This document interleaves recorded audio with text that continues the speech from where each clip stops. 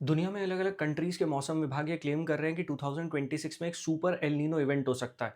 आइए अंडरस्टैंड करते हैं सुपर एल नीनो का मतलब क्या है। इक्वेटर के आसपास ट्रेड विंड्स फ्लो करती हैं। ये ट्रेड विंड्स इक्वेटर के आसपास जो भी वाटर होता है उसे ईस्ट से वेस्ट की डायरेक्शन में पुश करती हैं। कुछ ऐसा ही पैसिफिक ओशन में भी देखने को मिलता है, जिसकी वजह से एशिया और ऑस्ट्रेलिया के ईस्ट कोस्ट पर वार्म वाटर पाइल अप हो जाता है। लेकिन हर 2 से 7 साल में ये ट्रेड विंड्स काफी वीक पड़ जाती है और इन ट्रेड विंड्स के वीक होने की वजह से पैसिफिक ओशन में ये वार्म वाटर साउथ अमेरिका के वेस्ट कोस्ट की तरफ वापस मूव करता है, जिस वजह से सेंट्रल और ईस्टर्न पैसिफिक ओशन का टेम्परेचर बढ़ जाता है। ये पूरा इवेंट इक्वेटर के थोड़ा साउथ में होता है, इसीलिए इसे कहा जाता है एल नीनो सदर्न ऑक्सीलेशन। लेकिन अगर ये सी सरफेस टेम्परेचर नॉर्मल से 2 डिग्री सेंटीग्रेड तक ज्यादा बढ़ जाता है तो इस इवेंट को नाम दिया जाता है सुपर एल नीनो।